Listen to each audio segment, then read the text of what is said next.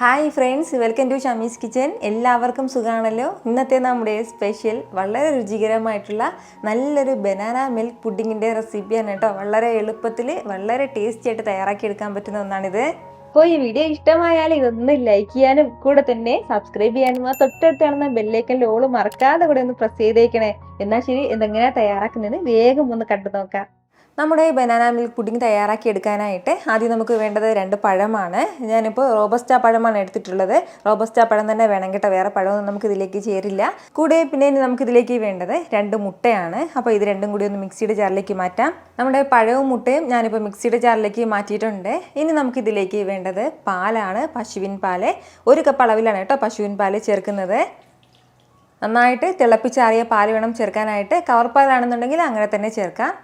250 ml ആണ് പാലെടുത്തിട്ടുള്ളത്. ഇനി വേണ്ടത് പഞ്ചസാരയാണ്. നമ്മുടെ മധുരത്തിനനുസരിച്ചിട്ട് പഞ്ചസാര ചേർക്കാം. ഞാനിപ്പോൾ 2 ടേബിൾ സ്പൂൺ ആണ് ചേർക്കുന്നത്. പഴത്തിന് അത്യാവശ്യം മധുരമുണ്ട്. ഇനി നമുക്കിതിലേക്ക് വേണ്ടത് വാനില എസൻസ് ആണ്. 1 ടീസ്പൂൺ നിറയെ തന്നെ വാനില എസൻസ് ചേർക്കുകയാണ്. അപ്പോൾ ആ മുട്ടയുടെ ആ ഒരു മണം നമുക്കില്ലാതിരിക്കും. ഇനി നല്ലതുപോലെ തന്നെ ഇതെല്ലാം ഒന്ന് ബ്ലെൻഡ് ചെയ്തെടുക്കാം. ഈ ഒരു രീതിക്ക് നല്ല സ്മൂത്തായിട്ട് ഞാനിതൊന്ന് ബ്ലെൻഡ് ചെയ്തെടുത്തിട്ടുണ്ട്. ഇനി നമുക്ക് കാരമലൈസ് തയ്യാറാക്കിയെടുക്കാം. അപ്പോൾ അതിന് വേണ്ടിയിട്ട് ഒരു 1/4 കപ്പ് അളവിൽ പഞ്ചസാര ഒരു പാനിലേക്ക് ചേർക്കുകയാണ്. കൂടെ 1-2 ടീസ്പൂൺ അളവിൽ മാത്രം വെള്ളം കൂടി. ഇനി നമുക്ക് ഫ്ലെയിം ഒന്ന് മീഡിയത്തിൽ വെച്ചിട്ട് നല്ലതുപോലെ ഇതൊന്ന് തിളപ്പിച്ചെടുക്കാം. നന്നായിട്ട് ഇതിൻ്റെ കളറൊന്ന് മാറി തുടങ്ങട്ടെ. നമ്മൾ കാരമലൈസ് തയ്യാറാക്കുമ്പോൾ പ്രത്യേകം ശ്രദ്ധിക്കേണ്ടത് ഇത് കരിഞ്ഞു പോകാതെ നോക്കണം. അതായത് നല്ല ഡാർക്ക് കളറിലാകരുത്, കുറച്ച് ലൈറ്റായിട്ടുള്ള ബ്രൗൺ കളർ മാത്രം വന്നാൽ മതിയാവും. അല്ലാന്നുണ്ടെങ്കിൽ നമ്മുടെ പുഡിങ്ങിന് ചെറിയൊരു കയ്പ്പ് ടേസ്റ്റ് ഉണ്ടാവും. നല്ലതുപോലെ കരിഞ്ഞു പോയാൽ അതിൻ്റെ പേരിൽ എടുത്ത് പറയുന്നത്. 2 മിനിറ്റ് കഴിയുമ്പോഴത്തേക്കും നമ്മുടെ ഷുഗറിൻ്റെ കളറൊക്കെ ഇതുപോലെ ലൈറ്റായിട്ടൊന്ന് മാറി തുടങ്ങും. ഉടൻ തന്നെ കൈയെടുക്കാതെ നന്നായിട്ട് ഇതുപോലെ ഒന്ന് ഇളക്കി കൊടുത്തുകൊണ്ടേ ഇരിക്കണം. ഒരു 30 സെക്കൻഡ് കൊണ്ട് തന്നെ നല്ലൊരു ലൈറ്റ് ബ്രൗൺ കളർ വന്നിട്ടുണ്ട്. അപ്പോൾ ഇത് ഇത്രയും തന്നെ മതിയാവും. ഇനി ഇത് ചൂടോട് കൂടിയിട്ട് തന്നെ നമ്മൾ സെറ്റ് ചെയ്യുന്ന ഒരു ട്രേയിലേക്ക് ഒന്ന് മാറ്റാം. ഞാനിപ്പോൾ ഇതുപോലെ ഓവൻ സേഫ് ആയിട്ടുള്ള ഗ്ലാസ് ബൗളാണ് എടുത്തിട്ടുള്ളത്. ഇതിലേക്ക് വേണം ചൂടായിട്ടുള്ളത് ചേർക്കാനായിട്ട്. സാധാരണ ഗ്ലാസ് ബൗളിലേക്ക് ചേർക്കരുത്, എങ്കിൽ പിന്നെ ഗ്ലാസ് പൊട്ടിപ്പോകും. അതല്ലാന്നുണ്ടെങ്കിൽ നമുക്ക് അലുമിനിയത്തിൻ്റെ ട്രേ എടുക്കാം, സ്റ്റീൽ ട്രേ ഏത് വേണമെങ്കിലും എടുക്കാവുന്നതാണ്. ഇതൊന്ന് ലൈറ്റായിട്ടൊന്ന് ചുറ്റിച്ചു കൊടുക്കുകയാണ്. ഇനി നമുക്ക് വേണ്ടത് ഇതൊന്ന് സെറ്റ് ചെയ്യാൻ വേണ്ടിയിട്ട് ഒന്ന് മാറ്റി വെക്കാം. ഇനി ഇത് റൂം ടെമ്പറേച്ചറിലിരുന്ന് ഇങ്ങനെ നല്ലതുപോലെ ഒന്ന് തണുക്കട്ടെ. ഇതിപ്പോൾ റൂം ടെമ്പറേച്ചറിൽ നന്നായിട്ട് ഇനി ഒന്ന് സെറ്റായി കിട്ടിയിട്ടുണ്ട്. ഇനി നമ്മൾ ബ്ലെൻഡ് ചെയ്ത് മാറ്റി വെച്ചിരിക്കുന്ന മിക്സ് ഇതിലേക്ക് ചേർക്കാം. ഇതിന് മുകളിൽ ബബിൾസ് എന്തെങ്കിലും ഉണ്ടെങ്കിൽ അതൊന്ന് പൊട്ടിച്ച് മാറ്റിയേക്കണം. അപ്പോൾ ഇനി നമുക്ക് വേണ്ട എന്താണെന്ന് വെച്ചാൽ ഇതൊന്ന് ആവിയിൽ വേവിച്ചെടുക്കാവുന്നതാണ്. ആവശ്യമില്ല, ഞാനിപ്പോൾ വെള്ളം വെച്ചിട്ടുണ്ട്. വെള്ളം നന്നായിട്ടൊന്ന് തിളച്ച് തുടങ്ങിയിട്ടുണ്ട്. ഇനി ഇതിന് മുകളിലായിട്ട് നമുക്ക് തട്ടിട്ട് കൊടുക്കാവുന്നതാണ്. ഇതിലേക്ക് ഇനി നമുക്ക് നമ്മുടെ ട്രേ ഇറക്കി വെക്കാം. ഇതിന് മുകളിലായിട്ടൊരു സ്റ്റീലിൻ്റെ തട്ട് കൊണ്ട് ഒരു അലുമിനിയം ഫോയിൽ കൊണ്ട് ഇതൊന്ന് കവർ ചെയ്ത് കൊടുക്കാം. ഇനി നമുക്കിതിങ്ങനെ ഒന്ന് അടച്ചു വെച്ചിട്ട് ഒരു 30 മിനിറ്റ് വരെ ആവിയിൽ ഇങ്ങനെ ഒന്ന് വേവിച്ചെടുക്കാം. 30 മിനിറ്റിന് ശേഷം മാത്രം നമുക്കൊന്ന് തുറക്കാവുന്നതാണ്.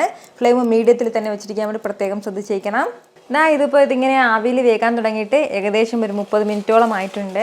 അത്രയും സമയം കൊണ്ട് തന്നെ നല്ല പെർഫെക്റ്റ് ആയിട്ട് നമ്മുടെ ഈ പുഡിംഗ് ഇവിടെ റെഡി ആയിട്ടുണ്ട്. നല്ലതുപോലെ വെന്തിട്ടുണ്ടോ എന്ന് അറിയാനായിട്ട് ഒരു സ്റ്റിക്ക് കൊണ്ട് ഒരു കത്തി കൊണ്ട് പതുക്കെ ഇങ്ങനെ ഇറക്കി നോക്കുമ്പോഴത്തേക്ക് നല്ല ക്ലീൻ ആയിട്ട് വരും. ഇനി നമുക്ക് വേണ്ടത് ഇതിപ്പോൾ അത്യാവശ്യം നല്ല ചൂടാണ്. ഈ ചൂടെല്ലാം ഒന്ന് മാറട്ടെ, റൂം ടെമ്പറേച്ചറിലിരുന്ന് നന്നായിട്ട് ഇതൊന്ന് മാറട്ടെ. അതിനുശേഷം മാത്രം നമുക്കിതിൽ നിന്ന് ഇതിളക്കിയെടുക്കാവുന്നതാണ്.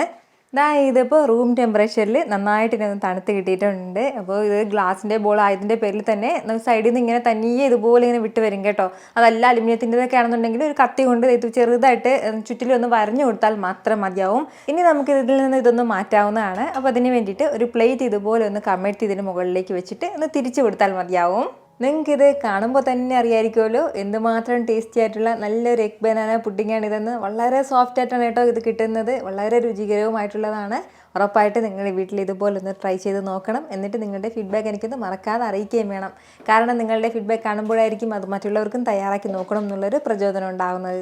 എത്ര എളുപ്പത്തിലും രുചികരമായിട്ടാണല്ലേ നമ്മൾ തയ്യാറാക്കി എടുത്തിട്ടുള്ളത്. അപ്പോൾ ഇത് ഇഷ്ടമായാൽ ഇതൊന്ന് ലൈക്ക് ചെയ്യാനും കൂടെ തന്നെ നിങ്ങളുടെ ഫ്രണ്ട്സിനും ഫാമിലിക്കും എല്ലാവർക്കും ഇതൊന്ന് ഷെയർ കൂടി ചെയ്ത് കൊടുത്തേക്കണം.